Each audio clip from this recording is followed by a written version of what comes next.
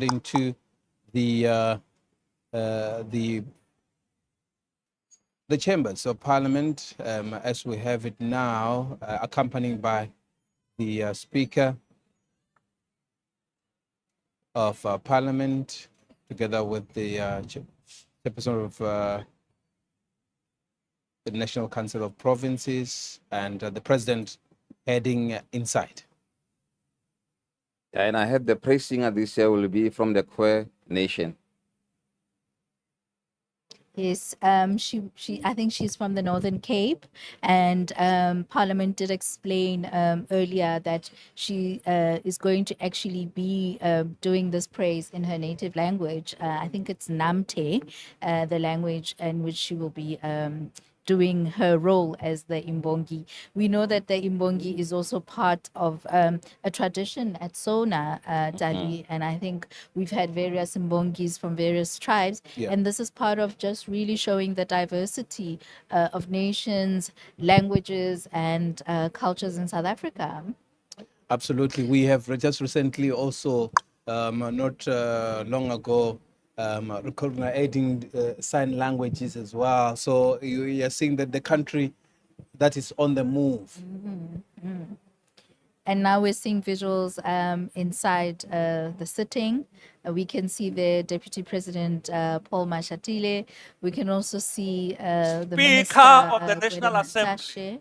And now Chairperson of the National podium Council group of Provinces, is entering President House. of the Republic of South Africa.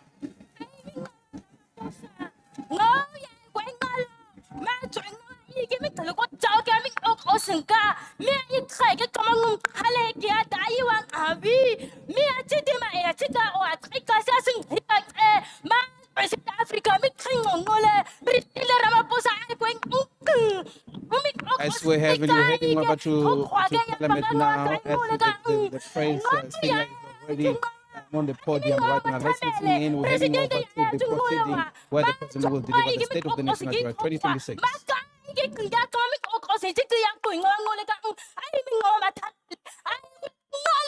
Across to the various community radio stations. Remember to continue with us. Hashtag SONA 2026, hashtag Goza TV, hashtag GovZT updates. And Tali, thank you for being a great co-host. And Now we hand over to the Parliament where we'll listen to the President delivering the State of the Nation Address this year. And let me thank you so much for taking us through Major Bapela for this important proposition for the country. The pleasure is all mine. Thank you, ma'am.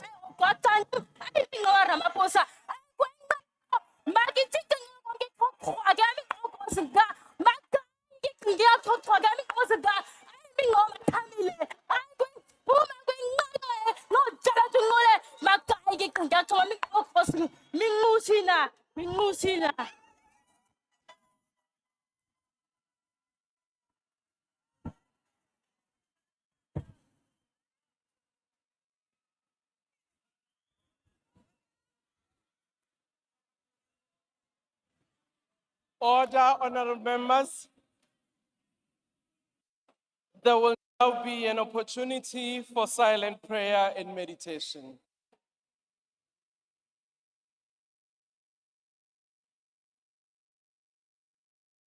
Please be seated.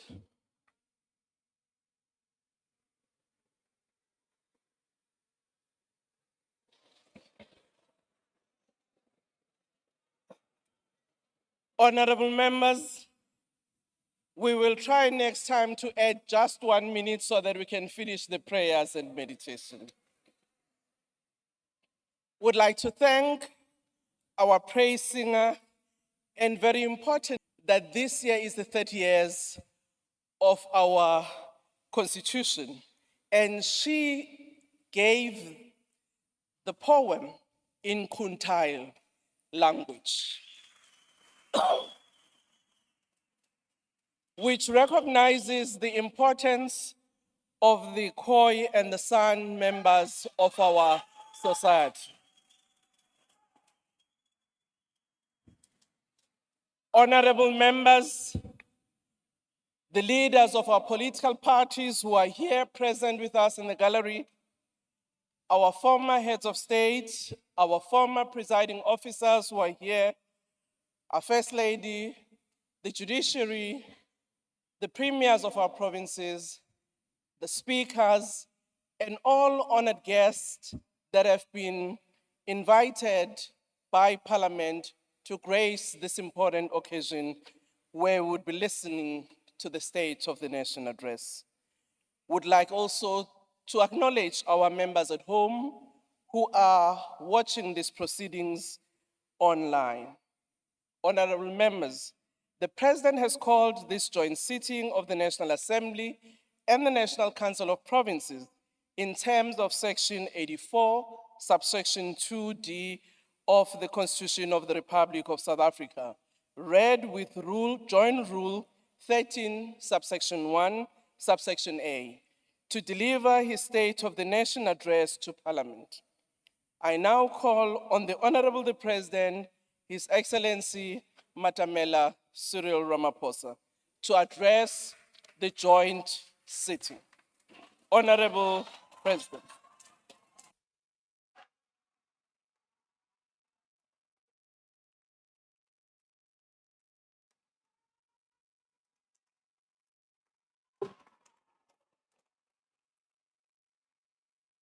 Honorable members, may we be seated to allow the President to address the nation.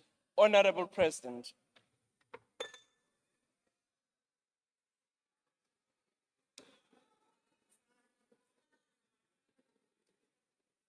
Speaker of the National Assembly, Ms. Togoti Diza, the Chairperson of the National Council of Provinces, Ms. Refile Mtsweni Tsipani, former President Kgalema Motlanthe, former Chairperson of the NCOP, Mr. Amos Masondo, former Chairperson of the NCOP, Dr. Naledi Pandor, Mayor of Cape Town, Alderman Jordan Hill-Lewis,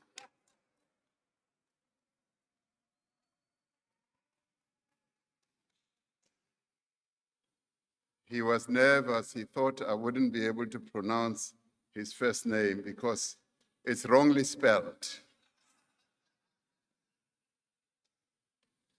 Deputy Chief Justice Dunstan Mlambo, Chairperson of the National House of Traditional and Khoisan Leaders, Khosi Thabo Siyahlolo, Isithwalandwe, Mayor Sophie de Bruyn, President of Contralesa,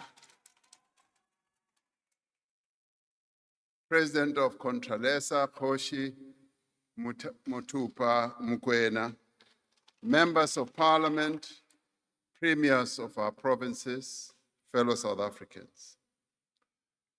70 years ago, thousands of women of all races marched to the Union buildings, their hearts beating with a common purpose.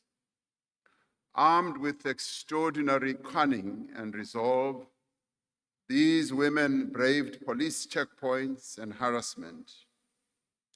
In a voice loud and clear, they said, "We shall not rest until we have won for our children their fundamental rights of freedom, justice, and security." We recall the powerful image of Lillian Ngoyi, Helen Joseph, Sophie de Bruyn, and Rahima Musa, carrying armfuls of petitions to lay at the doorstep of a prime minister who did not dare to meet them. Every petition they handed over carried the weight of justice. Each of the 100,000 signatures they had collected expressed a desire for freedom and equality. For 30 minutes, the 20,000 women stood on the steps of the amphitheater of the Union buildings in silence, not singing, not moving, not speaking. The powerful imagery of these women standing in silence illustrated their resolve and their commitment to bring change about. Their silence reflected the deep emotional pain and frustration born out of systemic apartheid oppression. Their silence showcased the sorrow and the anger that these women felt in their fight for justice and equality. Their silence was long enough to be unsettling to the apartheid officials who were watching them. In that quiet moment, they showed the world that it is not the shouts of anger, but the stillness of determination that moves mountains. After the silence came the singing of the now eternally famous chant that has gone down in our struggle history, symbolizing the powerful role played by women in the struggle against apartheid. They chanted, "Wathinta bafazi, wathinta imbokodo."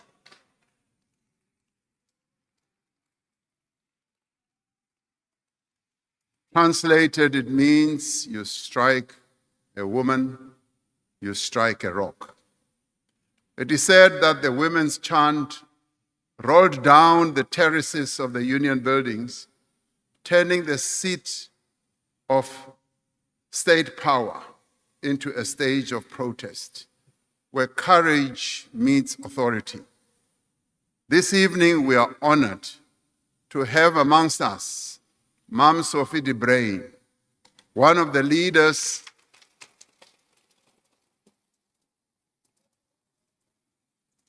that marched and a stalwart of our struggle for freedom. She and many other women who have made enormous sacrifices in our struggle for freedom remind us that women have always been at the forefront of change, ready to stand up, to be counted, to speak out, and never back down in the fight for justice. To mark this anniversary, I'd like to ask you to rise and give a standing ovation to the women of South Africa who marched on the Union buildings in 1956.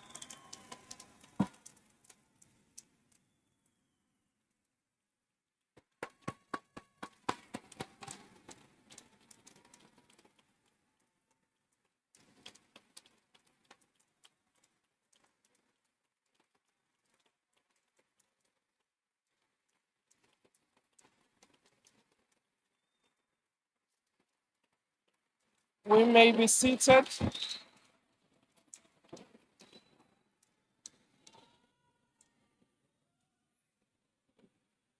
Mam Sophie David.M, and see where you are seated. Please stand up so that we can see you.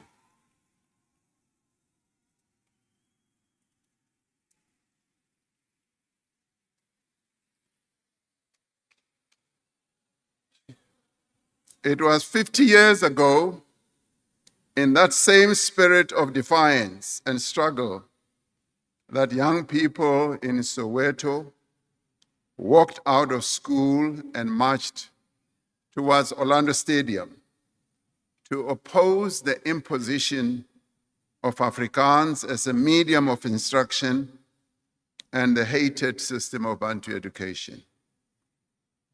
Their courage in the face of a brutally oppressive regime reverberated around the world and brought renewed attention to our struggle.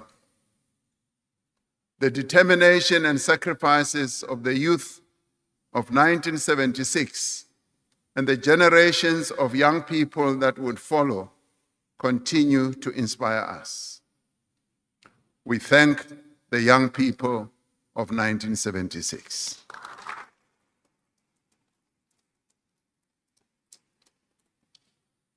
30 years ago, in 1996, in this very precinct, in the Houses of Parliament, the Constitutional Assembly adopted the text on which our democratic nation is founded. Our Constitution reflects the spirit of those women who marched in 1956, and the young people of 1976, and the many South Africans from all walks of life who fought for our freedom. It is a constitution that reflects the aspirations of the people of South Africa for a nation that is united and at peace, a nation that has thrown off the shackles of oppression and a divided past. It is a constitution that calls on us not only to redress the injustices of the past, but to progressively realize the right of all South Africans to housing, to health, to food, to water, to social security, to education, and to a better and prosperous life for all.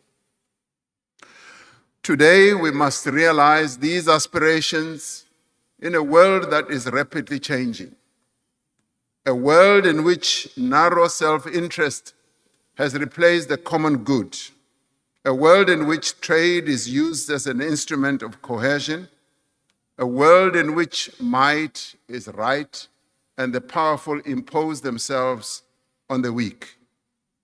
To navigate this new world, we must draw on our strength as a nation. Our strength comes from our values, as articulated in our Constitution. The values of dignity, of equality, of non-racialism, non-sexism, diversity, and of the inherent worth of every person. It comes from our people. Our strength comes from our people, from our tolerance, from our generosity, kindness, and solidarity. It comes from our steadfast commitment to upholding the rights and affirming the dignity of people in our society who face prejudice and discrimination, including persons with disabilities and members of the LGBTQIA+ community. Our strength comes from our determination and resolve. It comes from our creativity and inspiration. As we navigate this new world, we must rely on that strength. The strength that comes from our natural endowments, from the minerals in our earth and the richness of our soil, from the beauty of our mountains and shores. Our strength comes from our institutions, which are robust, independent, and from the spirit of democracy and freedom that lives deep within all of us. Our strength and power comes from one another. It comes from what we can achieve when we work together. Our strength also comes from our respect for one another, even as we may differ on various issues. Our strength also comes from our sporting men and women who continue to lift the South African flag on the world stage and bring glory to our nation. Now, as we reflect on the state of our nation, we can say that we are stronger today than we were a year ago. Our economy is growing again, and this growth is gathering pace.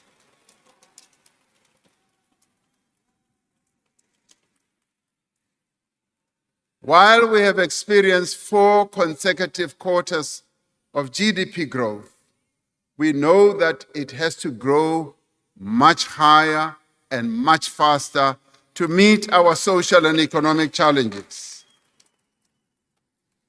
We have achieved 2 consecutive primary budget surpluses. Our credit rating has improved. Interest rates are coming down. And inflation is at its lowest level in 20 years. We are on a clear path of stabilizing our national debt. The rand has strengthened against the dollar.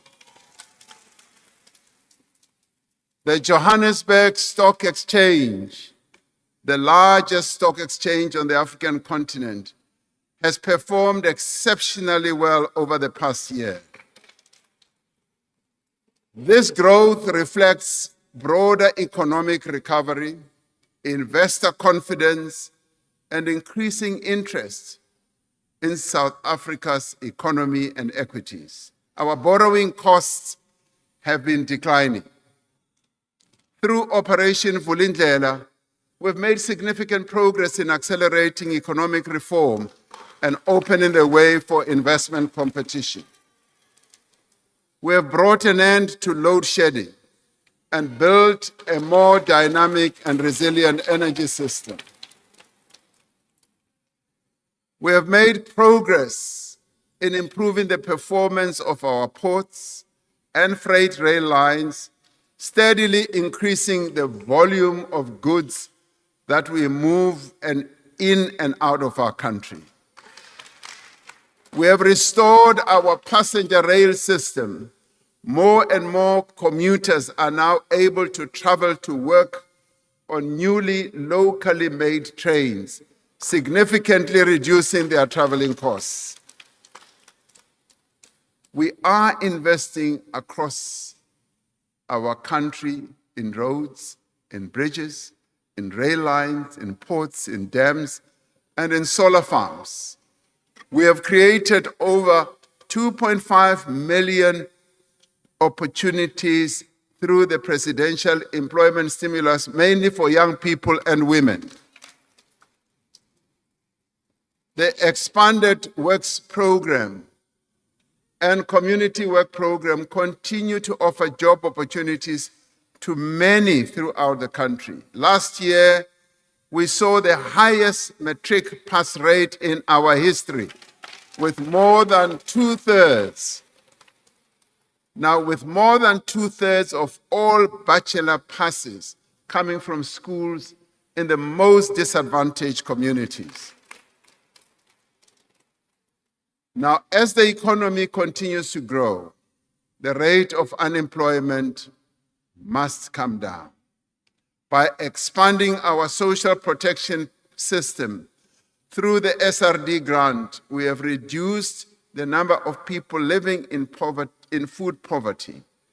We are strengthening our anti-corruption laws. Our country has been removed from the gray list of Financial Action Task Team.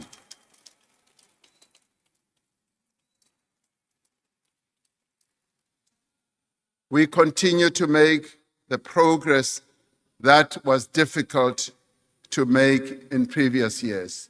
The work we have done to rebuild key institutions from state capture is showing results.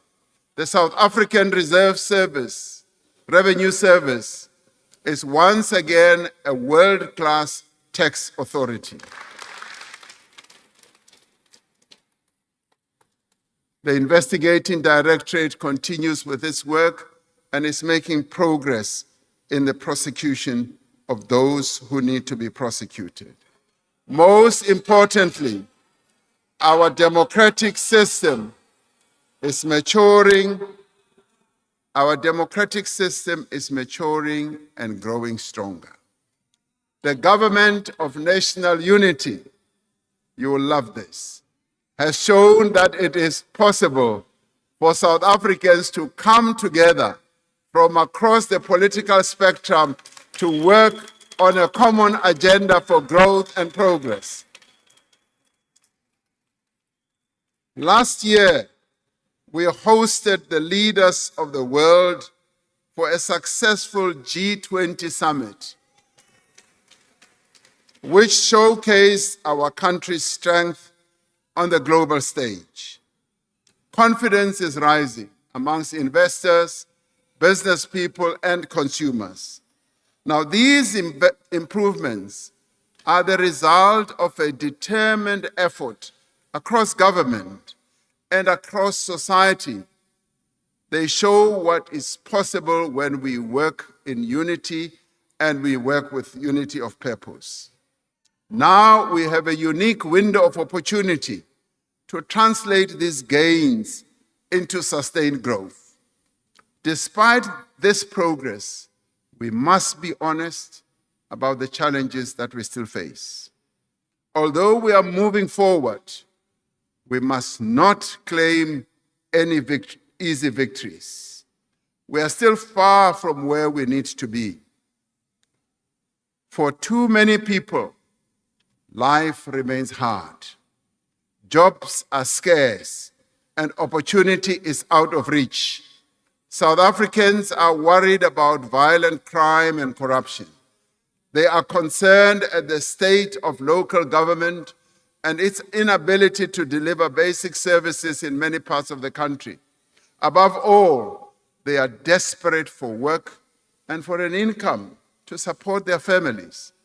We can only be strong when we are equal, when the progress we have made is shared by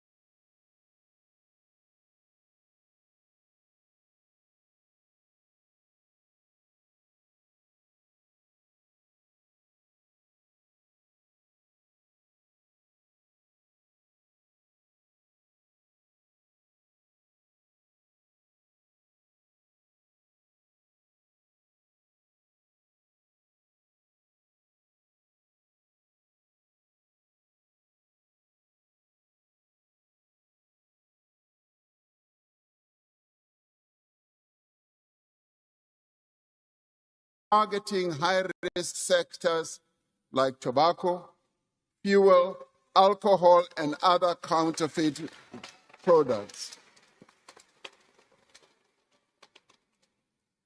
The hearings of the Madlanga Commission of Inquiry and the hearings that are going on in the ad hoc committee here have exposed rampant corruption in the SAPS and some metro police departments through the abuse of power. We cannot tolerate this. The rule of law depends on a police service that is ethical, responsive, and rooted in the communities that it serves. The South African Police Service has established a task team to ensure that investigations arising from the Madlanga Commission are undertaken swiftly without interference. The State Security Agency will revet the senior management of the South African Police Service and Metro Police Departments. The vetting process will include lifestyle audits as well. As we have successfully done with previous commissions, we will use the recommendations of the Madlanga Commission to make far-reaching changes. We are determined that the Commission's findings and recommendations will lay the basis for a fundamental reform of our criminal justice system. We are confident that these efforts will succeed because the great majority of police officers are dedicated to upholding the law and diligently serving the people of South Africa. Now, drawing on the success of Operation Vulindlela in advancing economic reform, we will use a similar approach to establish a hard-hitting new criminal justice reform initiative. This will crack down on organized crime, on illicit firearms and trade, using a dedicated team to ensure that reforms are implemented across the system. We are further intensifying the fight against corruption by strengthening bodies such as the Special Investigating Unit, the National Prosecuting Authority, and the Hawks. We will finalize government's approach to the recommendations of the National Anti-Corruption Advisory Council on the establishment of a permanent, independent, overarching anti-corruption body. We cannot accept that those who speak out against corruption are victimized, targeted, and killed. The Whistleblower Protection Bill will be introduced in Parliament. Among other things, this will criminalize retaliation and provide psychosocial, legal, and financial support to whistleblowers. And there will be a special focus on restructuring our procurement system with a view to ending corruption. The Auditor General reports that the majority of incidents of corruption originate in the procurement system. We cannot allow this cancer to continue, and we must therefore act. Measures will be taken. Measures that we will take will include the use of technology and the finalization of the new Public Procurement Act regulations by mid-2026. We cannot fight organized criminals by treading softly. We must act with zero tolerance and bring the full force of the law to bear. And I'd like this message to be clear. There will be no impunity for acts of criminality and corruption. In addition to crime,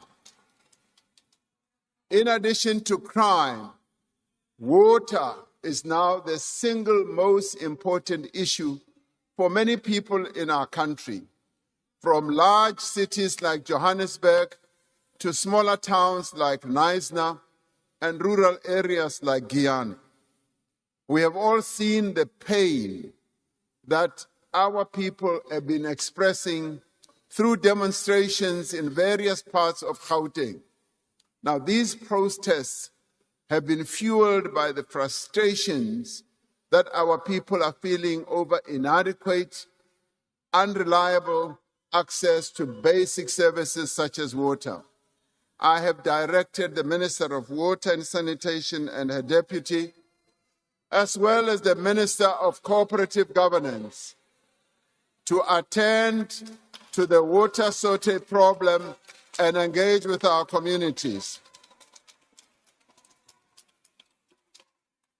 Now, I can see you are excited. As we speak, Order, honorable members. Can we please lessen our voices so that members can hear the message? Thank you. as we speak, they are in Gauteng at the moment, engaging with our people, explaining to them precisely how government intends to immediately deal with the challenges that our people are experiencing. They have informed me that the pipes that had been damaged are being repaired and the reservoirs are filling up again. Now, this comes from poor planning, inadequate maintenance of water systems by many of our municipalities. And the main cause of the problems are now the reason why we are now having empty taps. There is no silver bullet to address this challenge, which has its roots in systemic failures and many years of neglecting infrastructure. To ensure water security is in the long term, we are building new dams, upgrading existing infrastructure.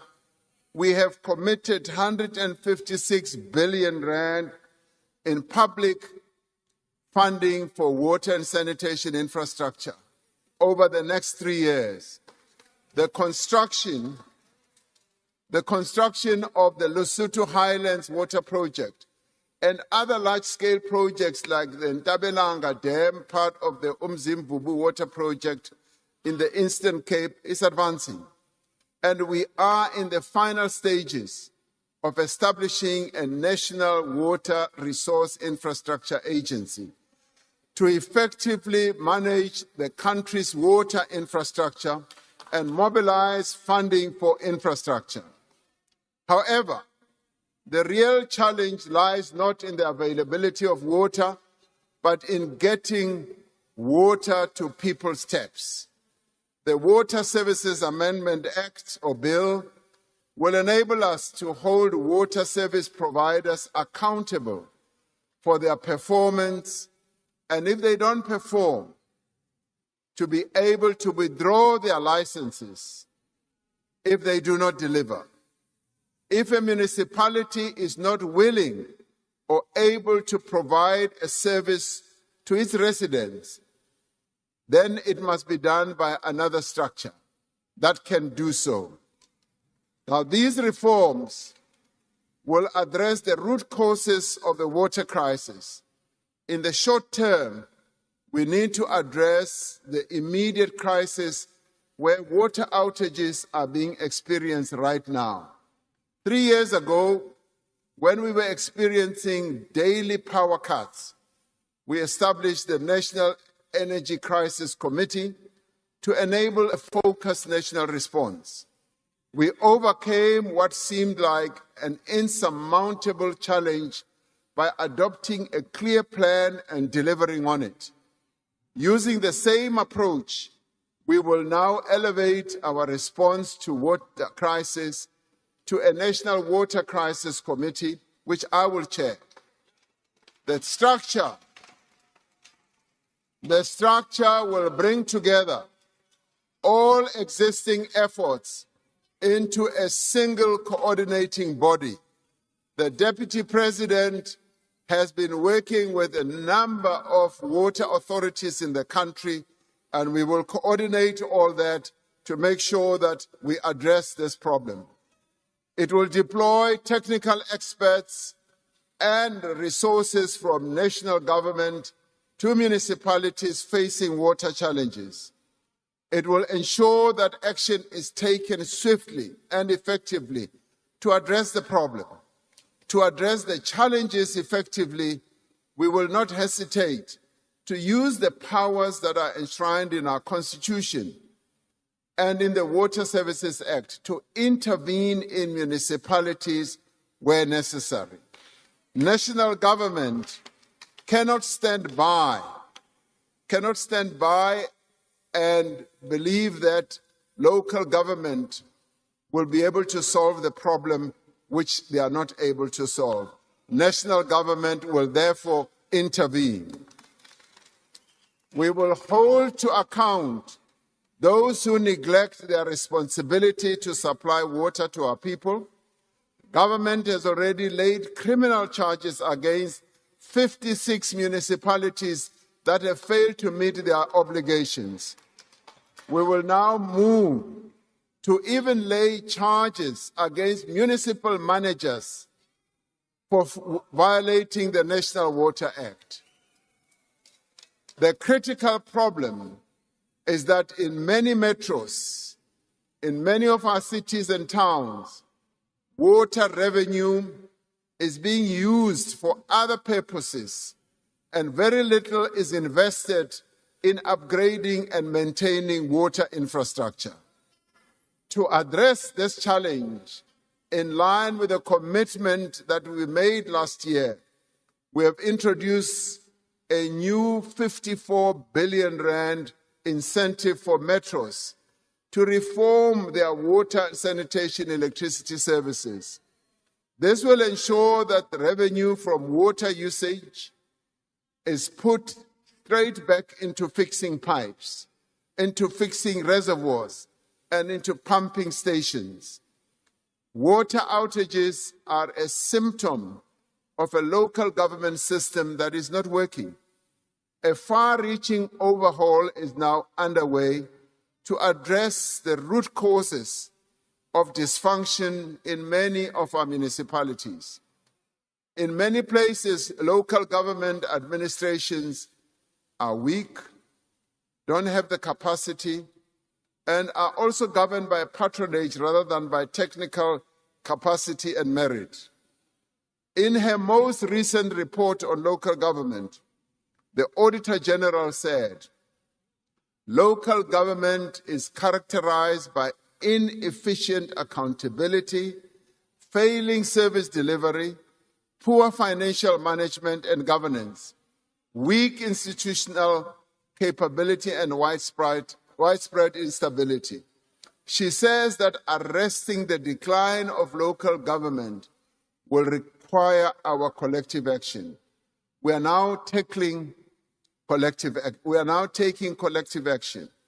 Learning from our experience of the past 30 years, we will, in the coming months, finalize a revised white paper on local government. This will provide solutions for the functioning of an effective local government system. The white paper will reimagine the way that our local government should work.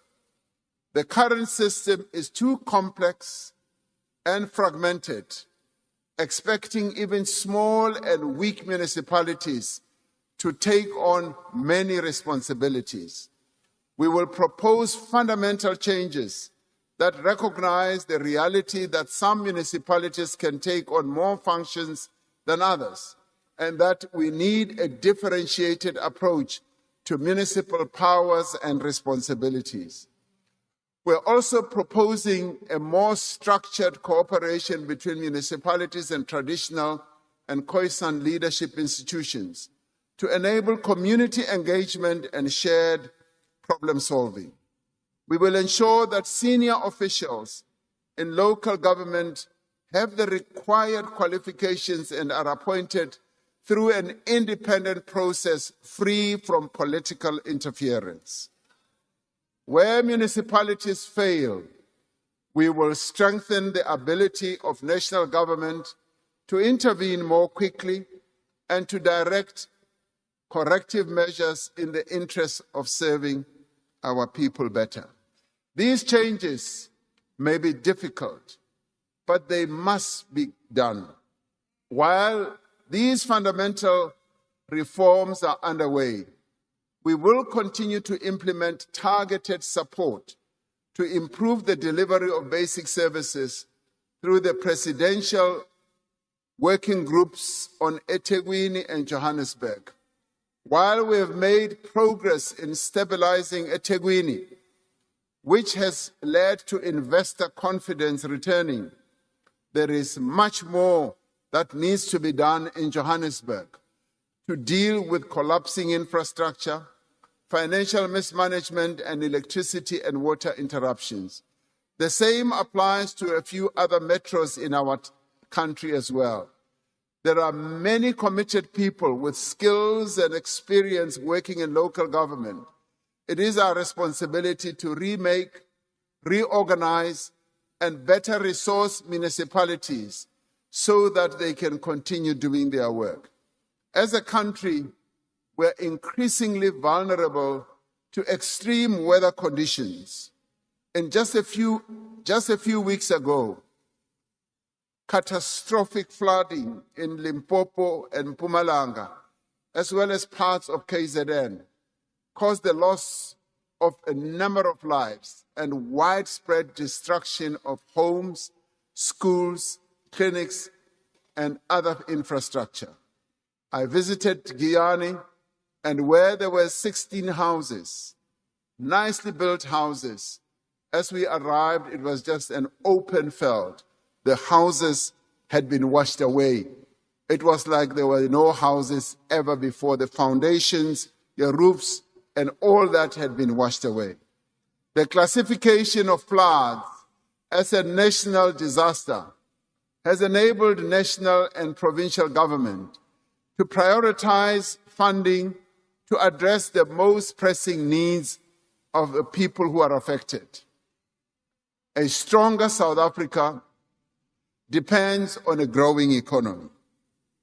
For more than 15 years, our economy has experienced low growth. All our actions are now driven by the need for rapid and inclusive economic growth to create more jobs and to create, for that matter, better quality jobs. To give effect to the medium-term development plan, Cabinet has approved a comprehensive implementation plan to drive growth and inclusion. Through this plan, we are working to revive growth by creating conditions for firms or companies to invest by maintaining a clear and stable macroeconomic framework, investing in infrastructure that works, creating a conducive regulatory framework that supports growth and enables competition, and a focused and forward-looking industrial policy.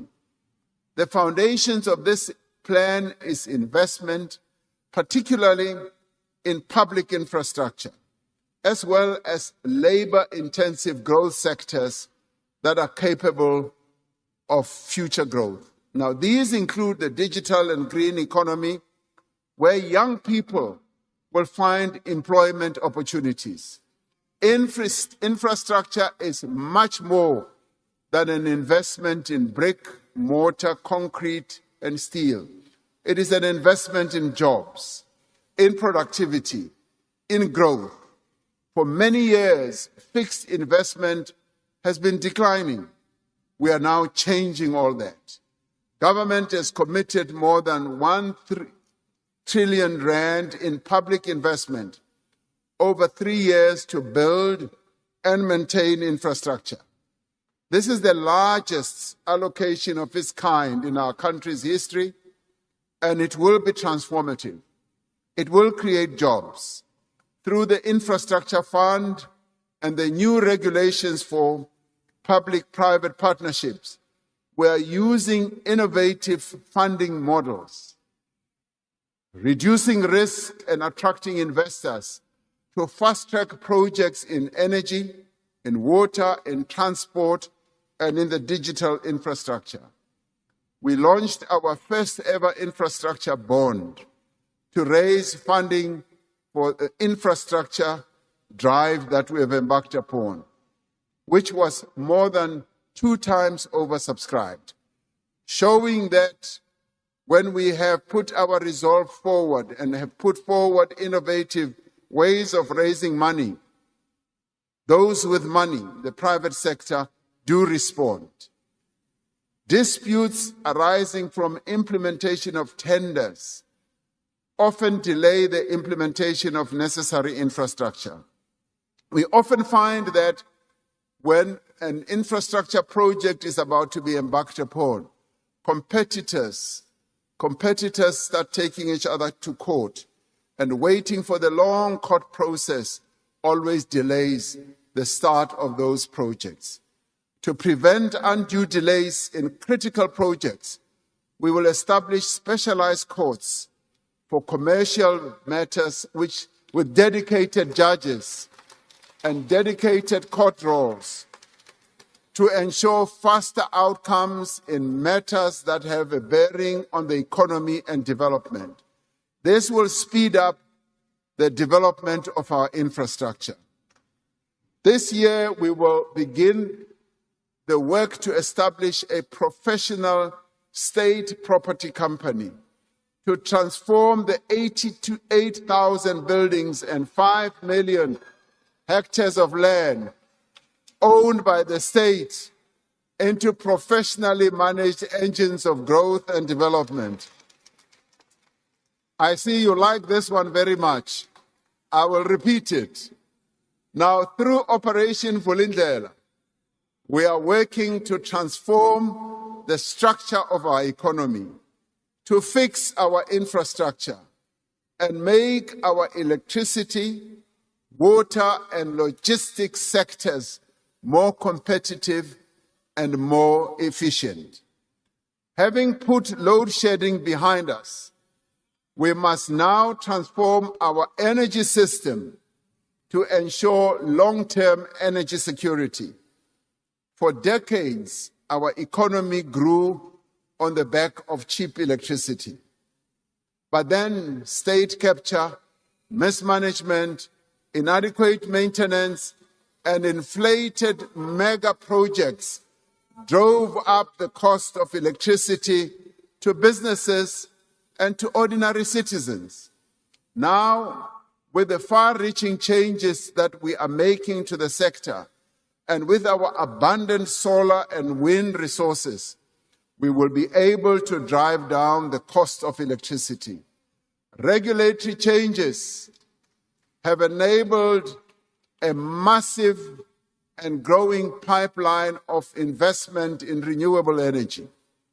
By 2030, more than 40% of our energy supply will be coming from cheap, clean, renewable energy sources.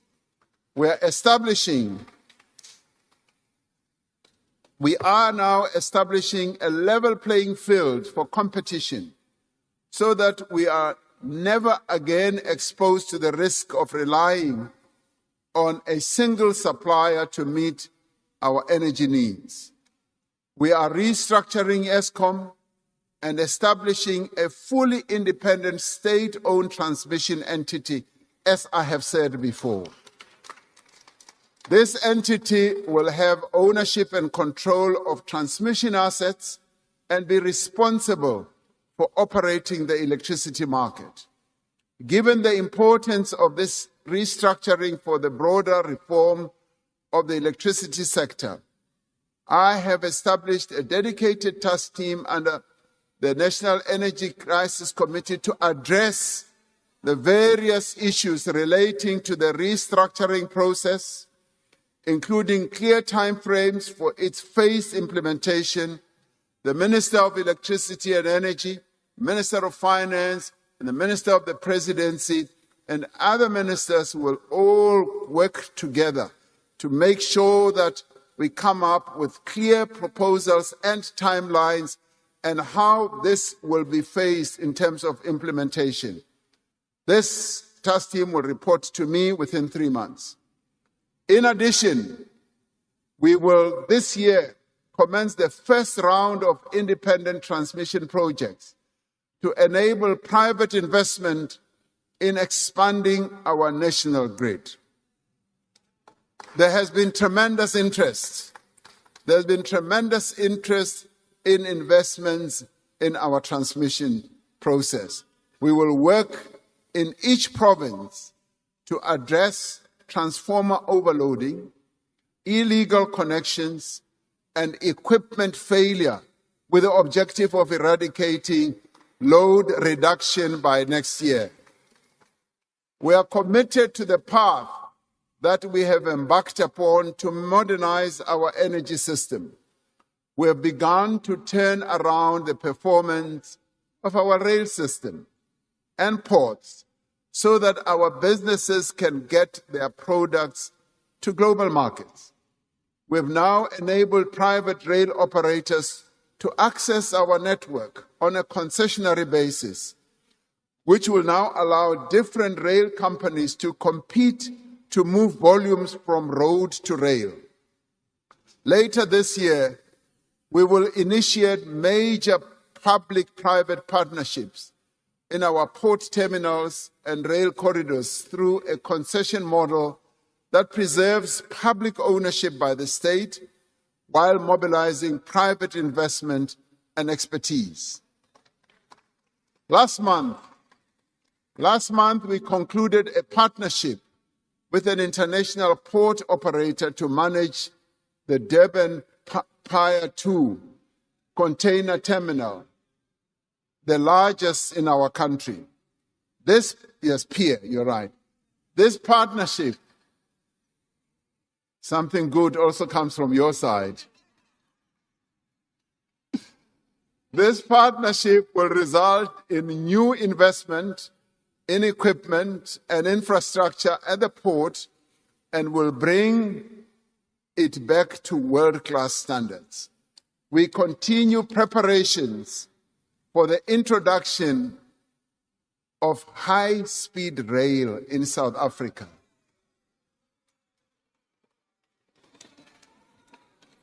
I know you love this one. Now I've been saying that we would like this to cover initially routes such as Johannesburg and Musina and eThekwini to Johannesburg. Now, it often takes, high-speed trains are happening in many parts of the world. They have cut down the time of travel, and in my book, it should no longer take 5 to 6 hours to travel from eThekwini or Durban to Johannesburg, 4.5 hours from Johannesburg to Messina, when it can be done in a much shorter space of time. Our people want it, and progress is now being made. Nearly 30 companies indicated their willingness to participate in high-speed rail corridors when we put out a request for information last year. We are preparing to send out a request for proposals, which will introduce a new era of long-distance rail travel in South Africa at a faster pace. We are determined to compete in a rapidly changing global economy. Our industrial policy focuses on areas where we have competitive advantage, where we can create jobs, and where we can drive up exports. Our trade policy is aimed at promoting sustainable development, growth, and strengthening our international partnerships. In a world where countries are looking to diversify their supply chains, we have an opportunity to ramp up our exports across the globe. We have a diverse economy, high-quality manufacturing facilities, and strong regulatory frameworks. We are strengthening our capacity for trade negotiations and expanding our missions abroad to drive economic diplomacy. Amid the turmoil in the global economy, we are supporting our established industries in the face of strong headwinds. We have moved to revive our ferrochrome industry and to protect jobs in our steel industry, in our automotive and other sectors which employ hundreds of thousands of South Africans in good quality jobs. Ministers are crunching the numbers on a daily basis, seeking to protect the jobs that could be lost through the decline of these industries that are now facing fierce competition. We are working with businesses and workers to close loopholes in our tariff structure and develop additional measures to protect and grow our manufacturing base. As we protect jobs in vulnerable industries, we remain focused on sectors that will drive future growth. We know that we can create millions of good quality jobs in sectors like agriculture, mining, and services industry, as well as in the green economy. These are areas where we can be more than competitive. We can be the best in the world. Our agricultural sector is expanding rapidly. Already we are the second largest exporter of citrus fruit in the world. We are opening new markets for our exports, from citrus to avocados to maize, livestock, grapes, and wine. Through the blended finance scheme, working with the Land Bank and the commercial banks, we have provided 7.8 billion rand in innovative funding for black producers. We will deploy 10,000 new extension officers to support farmers and to improve agricultural productivity. This will give rise to many opportunities for young people to be employed in the agricultural sector. I saw how this works extremely well in Ethiopia, in the agricultural sector, which was really the worst sector. They employed 40,000 or so extension officers who support farmers. And all of a sudden, agriculture has now become the best performing sector in their economy.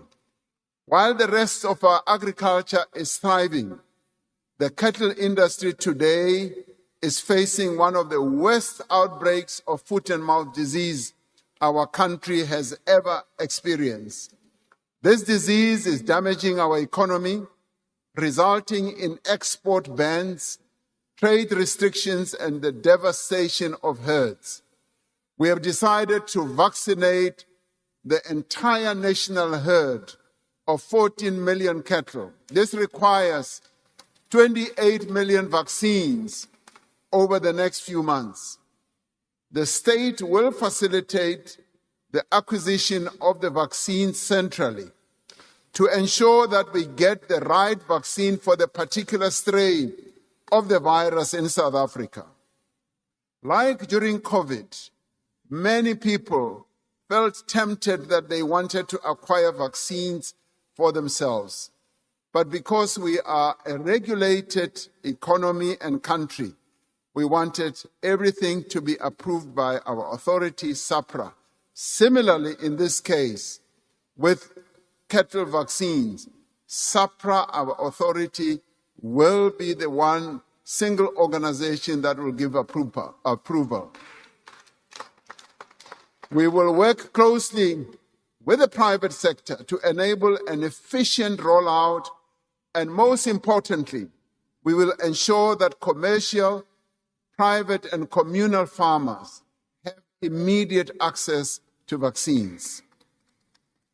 Now, I have established a task team made up of farming organizations,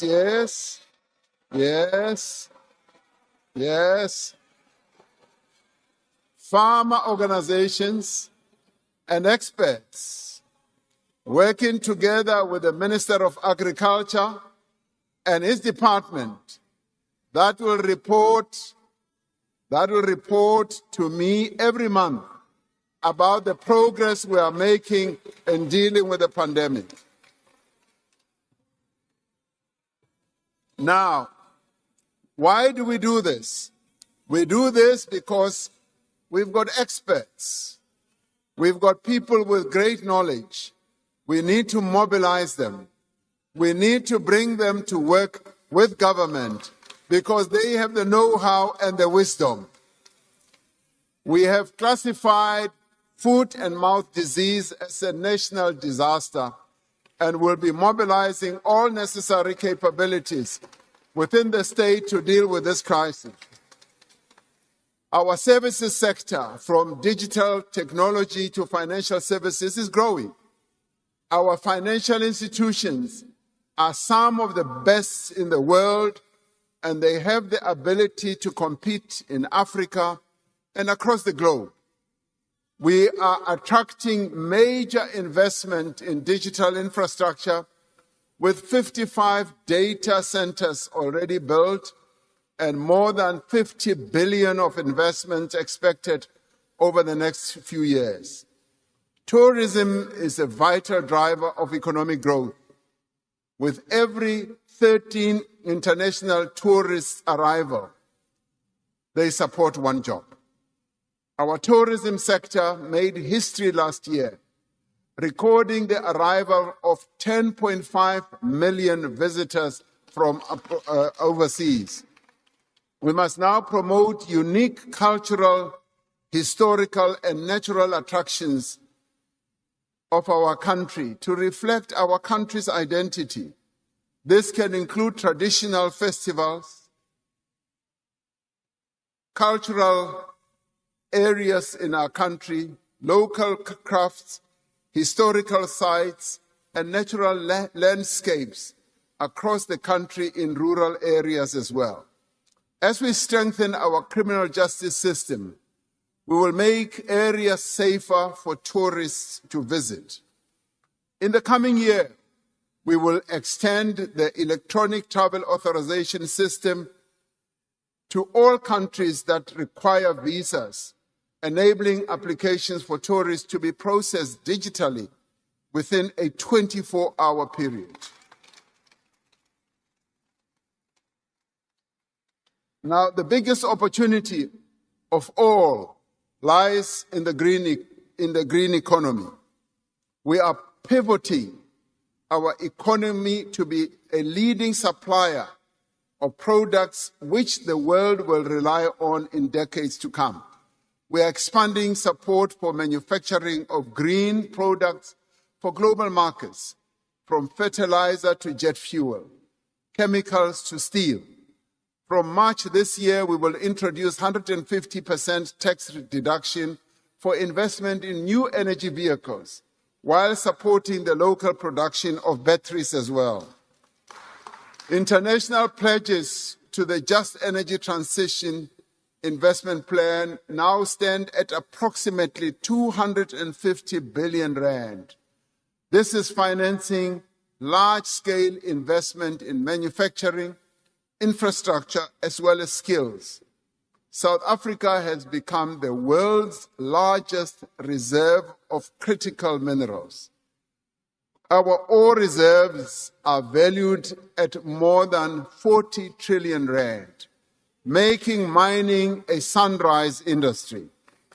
After many years of declining investment in exploration, we are dedicating funds towards geological mapping and exploration to harness our critical mineral reserves. Just this week, the Industrial Development Corporation announced more than 300 million rand in funding for the Frontier Rare Earths project in the Northern Cape. This has the potential to become one of the largest and lowest cost new producers of minerals that are needed for smartphones, lithium batteries, and other products. Confidence in the future of South African mining was very evident during the mining indaba this week here in Cape Town. New gold, copper, rare earths, platinum, and coal mines are being opened. And black people are players, serious players in this industry now of late. And we are happy about that. At the G20 Leaders Summit in November last year, the G20 countries supported our proposal to expand local beneficiation of critical minerals and the export of finished goods. Critical minerals beneficiation that should take place at the source of extraction, right where the minerals are found. Over the course of the first 5 South African investment conferences, we were able to raise 1.5 trillion rand in investment commitments. To date, over 600 billion that was committed has flowed into projects. New factories, mines, and other facilities are being opened each year. We have now set ourselves a target of raising 2 trillion rand in new investments over the next 5 years. We therefore look forward to hosting the 6th South African Investment Conference on the 31st of March of 2026. To build a more inclusive economy, we are going to back those who create opportunity. If every small and medium business in South Africa could employ 1 additional person, we would create 3 million new jobs. But many of these businesses, a number of which are owned by women and young people, cannot get funding to start or to grow.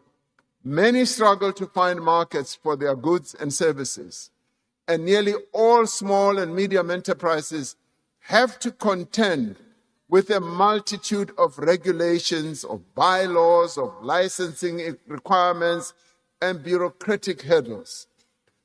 We take seriously the public comments on the draft business licensing bill and will ensure that the final bill makes it easier, not harder, to start and to run a small business in South Africa.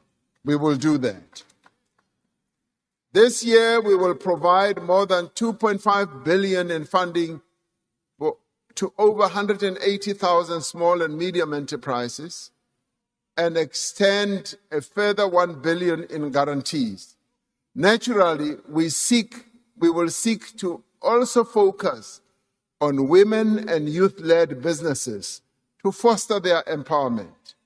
And we will amend the National Credit Act regulations to make it easier to access credit at a lower cost. The transformation of our economy is necessary to drive sustained growth, to reduce inequality, and correct the injustices of the past. We are undertaking a review to refine, realign, and strengthen our broad-based Black economic empowerment framework to ensure that it supports greater transformation and inclusive growth. Now, all these actions will create a stronger economy and fix the foundations that were broken. It is a matter of national concern that too many South Africans remain unemployed and too many young people struggle to find their first job. That is why we are rebuilding the economy. We are creating work and livelihood opportunities on a scale through public and social employment programs. In places like Standerton in Mpumalanga, the presidential employment stimulus is creating work that matters, turning dumping sites into parks and empty yards into community gardens. The SA Youth Platform has provided millions of young people with access to work and learning opportunities for the first time.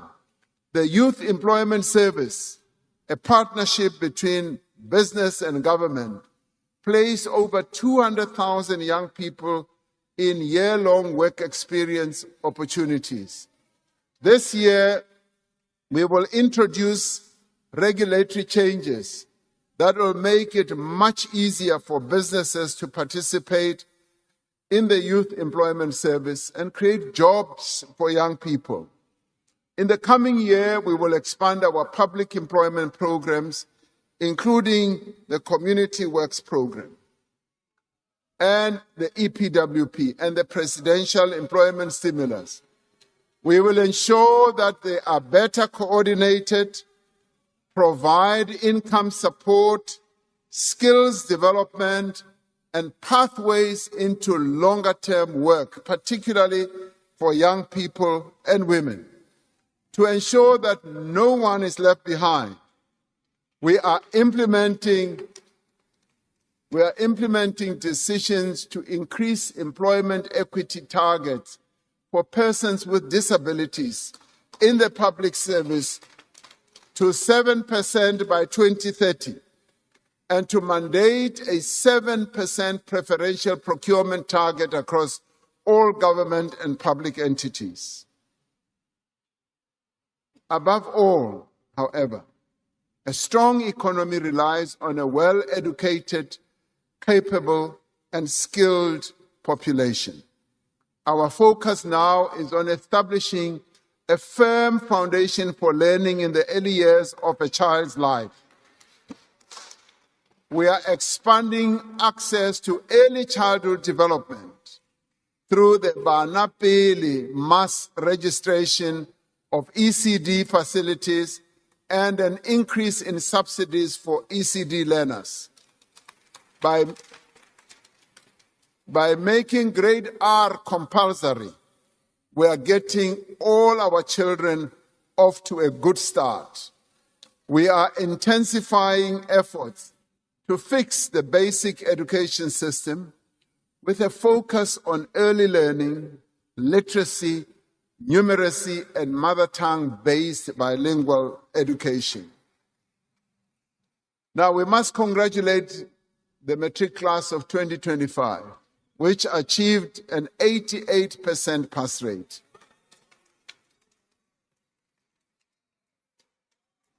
Now, this is the highest pass rate in our history, reflecting both commitment of the learners and the interventions we have made to improve learning. But we also congratulate them for the sacrifices they themselves have made to get where they are. As we welcome improvements,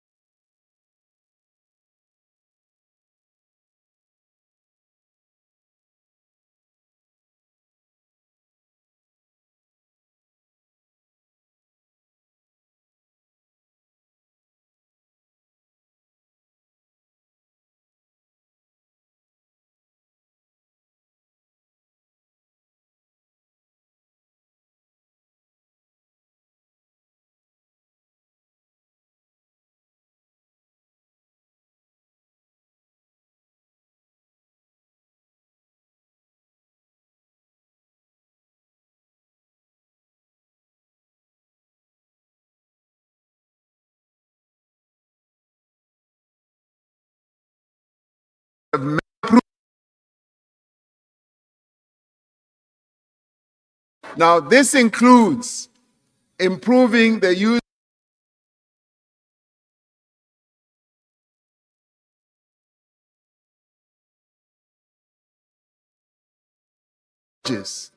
as the primary sites for occupational training and artisan development.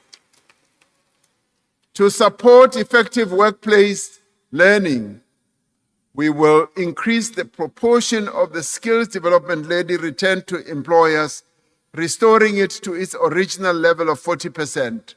We will also transform the National Skills Fund into a more agile, outcomes-driven instrument that supports unemployed young people to access workplace experience and employment, building on successful initiatives such as job boosts. These reforms will ensure that various training programs that we have in government are a door to opportunity, not a dead end. To absorb the increasing number of young people passing matric, we will expand opportunities for young people to enter institutions of higher learning. I have directed the Ministers of Finance and Higher Education to work on a proposal for us to build more universities and TVET colleges for specialized areas of focus. An immediate problem is the great shortage. An immediate problem is the great shortage of student accommodation at our institutions of learning. I have also directed the Minister of Higher Education to address this challenge, working together with financial institutions on innovative methods in which government can provide student accommodation. A stronger South Africa is built on strong communities, and strong communities look after their children. More than a quarter of children under 5 years are stunted, increasing their risk of disease and affecting their ability to learn and to grow. Now, this is devastating for children and their families and has an impact on our society as a whole. This year, we will embark on a mission to end child stunting and malnutrition by 2030 and tackle malnutrition amongst young children in line with the national strategy to accelerate action for children. We will focus on the crucial 1,000 days of a child's life, building on existing support such as this Child Support Grant. We will implement targeted interventions to ensure that pregnant women and low birth weight children get the protein and nutrients that they need. This is a massive crisis that demands attention and resources. Now, the medium-term budget statement that will be presented by the minister later this year will set out a clear allocation for the actions that we need to take. A major contributor to child stunting is excessive alcohol consumption, which can affect a child's development during pregnancy. Alcohol abuse leads to violence, leads to road accidents and crime. Now, to address this scourge, we call on provincial governments to strengthen the regulation of alcohol by limiting the density of alcohol outlets, restricting trading hours, and ending the sale of alcohol in large containers. As national government, we propose measures to curb excessive alcohol use, including minimum unit pricing or higher excise duties and greater restrictions on alcohol advertising, which we are consulting with the stakeholders. Now, since it was introduced during COVID-19, the Social Relief of Distress Grant has kept millions of South Africans out of food poverty. As a transformative instrument to improve the lives of the poorest and the most vulnerable people, this grant will be continued into the future. This year, we will redesign the grant to more effectively support livelihoods, skills development, work opportunities, and productive activity. We know that most of the money provided through the social grants is spent on food and transport. In our cities and towns, most people live far away from workplaces and services. We are remaking our cities and reducing the cost of living for working families by expanding affordable housing and revitalizing commuter rail. We are introducing a new model for housing where people are given subsidies for ownership and rental in areas that are suitable for them.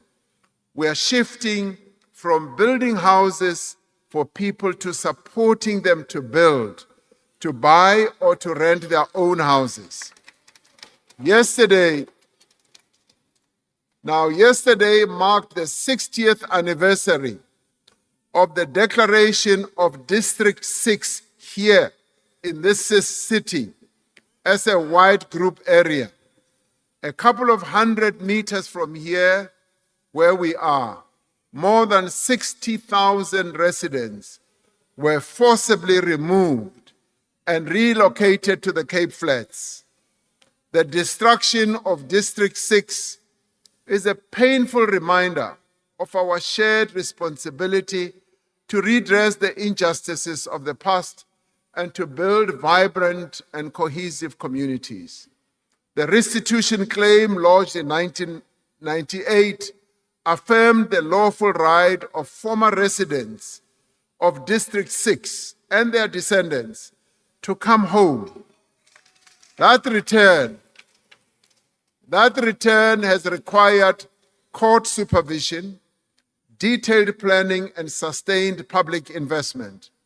Many homes have now been completed and handed over to verified claimants. With 500 million rand allocated to this work, we are proceeding with phase 4 of the construction. The restoration of District 6 is a goal we all seek and a responsibility that we must all shoulder. We are working to build a healthy nation. As part of preparation for the National Health Insurance, we are investing in health facilities, in personnel and systems to improve access to quality care. We will be undertaking substantial investment in health infrastructure, prioritizing the construction and revitalization of our academic hospitals. On a recent visit that I undertook, led by Minister Motsoaledi, to George Mkhari Hospital in Ga-Rankuwa, I witnessed the dire effects of inadequate health infrastructure.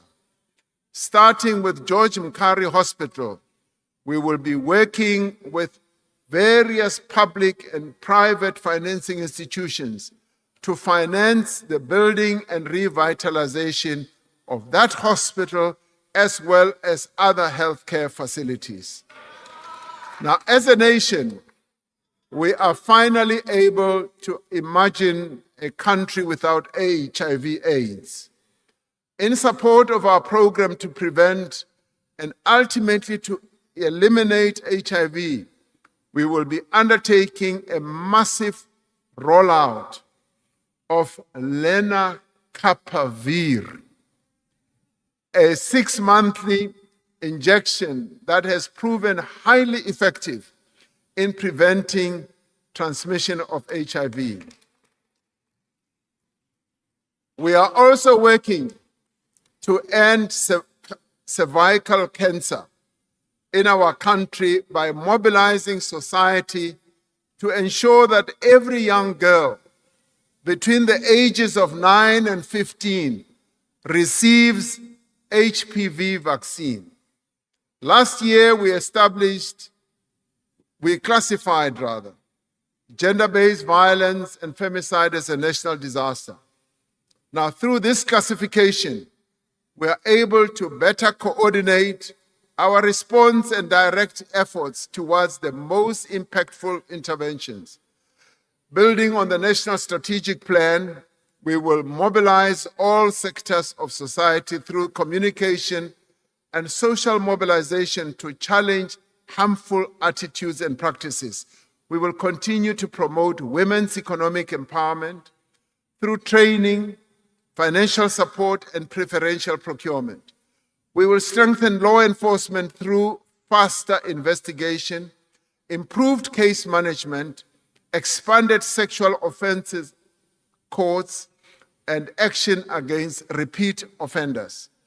We will scale up survivor center support ensuring access to shelters, one-stop service centers, mobile and rural outreach, and the placement of social workers in our police stations. Illegal immigration continues to pose a risk to our security, our stability, and economic progress. We will address this problem while ensuring that the fundamental rights of every person in this country are upheld and protected. This year, we will take additional steps to secure our borders. Funding to strengthen border security will be prioritized, covering infrastructure, technology, and people. Now, key border posts will be redeveloped through public-private partnerships, and we will extend the electronic travel authorization to all international airports and the busiest land ports of entry. We are already using drones and technology to greater effect all along our borderline. The police, home affairs, and labor inspectors will work together to crack down on violations of existing immigration, labor, and other laws. Employers who hire foreign nationals without the required permits or visas will face the full might of the law. Now, to tighten enforcement, we will hire an additional 10,000 labor inspectors this year. As we undertake these interventions, we insist that the laws of our country must be observed by everyone. We will not tolerate violence and acts of lawlessness directed at foreign nationals. No foreign national should be unlawfully barred from accessing public facilities, including health facilities and schools. To build a stronger South Africa, we need an ethical and capable developmental state. A capable state needs committed and honest public servants with the right skills and a deep culture of service. Over the past year, we have passed significant new legislation to professionalize the public service. The Public Service Amendment Bill will protect key appointments from political interference and ensure that capable and qualified people are appointed to senior positions on the basis of their suitability for the job. Lifestyle audits have been made mandatory for senior public servants, reaching 93% compliance across departments. We are establishing a central registry for disciplinary cases across all spheres of government. This will prevent people who are facing or have undergone discipline action from being employed elsewhere in the state. We are continuing to improve governance and performance of state-owned enterprises like Eskom, Transnet, Denel, Prasa, and others. This includes the implementation of clear standards of appointment to ensure that the leaders of these entities have the right qualifications and experience. We will continue to work in a phased manner towards a centralized model of managing our SOE portfolio so that we can set standards, improve governance, and ensure financial sustainability to deliver on their mandates. This includes finalizing the National State Enterprise Bill, which will be done in this Parliament. We will harness digital transformation as a driver of growth, of inclusion and effective service delivery. This year, Home Affairs will launch the digital ID to enable safe and secure use of digital services for all South Africans. We will digitize driver's licenses, matric certificates, and services at the master's office. Citizens will be able to fill out police statements online, and eligibility for SASSA grants online, and be tested remotely. All these services will be made available by my Mzansi platform. Soon, every South African will be able to access many of the services they need without having to visit a government office or filling out manual forms. This year alone, hundreds more bank branches will now offer smart IDs and passport services, decreasing queues and waiting times. We will also work with civil society to ensure that citizens' protections and rights are safeguarded through this digital revolution.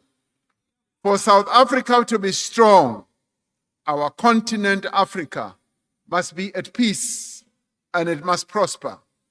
To advance the values of our Constitution, to promote our national interest, we seek a world that is sustainable, just, and inclusive. In an increasingly volatile world, South Africa holds firm to the principles that defined our G20 presidency and underpin our foreign policy, which is solidarity, equality, and sustainability. Now, through our position in the African Union and the Southern African Development Community, SADC, we are advancing regional integration, peace, and stability. We know that we are using our international relations to support domestic economic priorities, including manufacturing, value addition, and export growth. We are contributing to the implementation of the African Continental Free Trade Area to expand trade between African countries, to drive industrialization, and to create jobs. South African firms, our banks, our farmers, our manufacturers will be leading suppliers to an African market of 1.4 billion people whose working age population will double in the next 25 years. We are building mutually beneficial relations with all countries on terms of equality and respect. Now, in a world where powerful nations often assert their dominance and influence over less powerful nations, our country's commitment to sovereignty and self-determination is sacrosanct. It is not negotiable. And we will stand firm on our sovereignty and promote our national interests, our values, and the rights of our people. We are clear that we will continue to respect the rights and sovereignty of other nations. But we must be equally clear that we will not be bullied by any other country in the world. We will forge strong partnerships with like-minded countries to increase our shared resilience to global disruptions.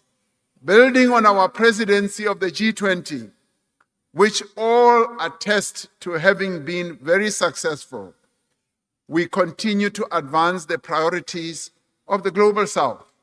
Now, these include inclusive growth, debt relief, climate action, reform of global governance institutions, and the beneficiation of critical minerals at source, as we said. Drawing on the work of the G20 Extraordinary Committee on Global Inequality, we are working with other international partners towards launching the International Panel on Inequality. This is an important pillar of the global effort to reduce inequality within and between nations. We continue to champion multilateralism and strengthen humanitarian diplomacy. South Africa remains clear and consistent, a consistent voice for international law, for justice, and for human rights. South Africa will continue to support conflict prevention and peacekeeping efforts of the United Nations, the African Union, and SADC. We are proud of the participation of South African soldiers in peacekeeping missions in many parts of our continent since the advent of democracy. We have requested the United Nations to allow us to withdraw our troops from the UN mission in the DRC, where they were serving under MONUSCO, with a view of consolidating our own defense force and strengthening it. We cannot consider ourselves free as long as the people of Palestine, of Cuba, of Sudan, and Western Sahara, and elsewhere suffer occupation, oppression, and war. So, fellow South Africans, our nation has reached what many people are saying is a turning point. We are leaving behind an era of decline and turning towards an era of prosperity and growth. We have done much to overcome the effects of state capture, COVID-19, and the public unrest of 2021, and the devastating floods of the following year. We are turning towards hope, towards the reality of a better future for all. The progress we have made over the last 5 years does give us hope and encouragement. It shows what we can achieve when we work together. Now is not the time to rest. Now is the time for all South Africans to be part of taking our country forward. Last year, we embarked on a new chapter in our democracy, launching a national dialogue at a convention that brought together South Africans from across the country, representing all sections of society. Now, this year, this national dialogue process will spread across South Africa, reaching every community, every school, every university, every college, and every part of our society. Under the guidance of the Eminent Persons Group, consisting of prominent, respected South Africans, and led by an inclusive steering committee, these public dialogues will give the citizens of our country the opportunity to raise their concerns, their aspirations, and plans for the future. These public dialogues will culminate in a national convention where all these conversations will be brought together to outline the actions that we must take to build a better South Africa. These conversations will guide the formulation of an overarching national compact and the next phase of the National Development Plan by 2030. In building this national consensus, we must draw not only on the shared values of our Constitution, but on the unifying power of sport and the rich diversity of our culture. As we celebrate those who have reached heights of global achievement amongst us, we must appreciate how sport and cultural activities have helped to build a cohesive society, harnessing the spirit of the women of 1956, the youth of 1976, and the people of South Africa in 1996 when they drafted the Constitution. The year 2026 must be a year of transformative change. This must be the year that we make South Africa stronger, not weaker. We must fix what we must fix. Local government. We must fight crime and corruption and restore trust in the criminal justice system. We must create jobs and livelihoods for every South African. And we must build a state that works for all the people of South Africa.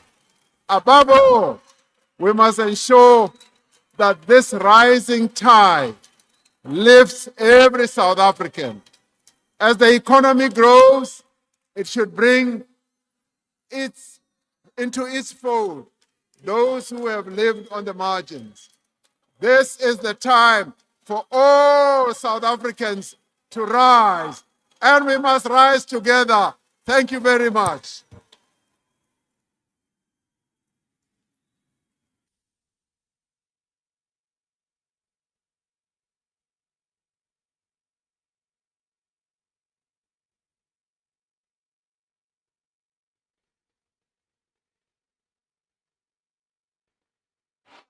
Thank you very much, honorable members. You may take your seats. Order, honorable members.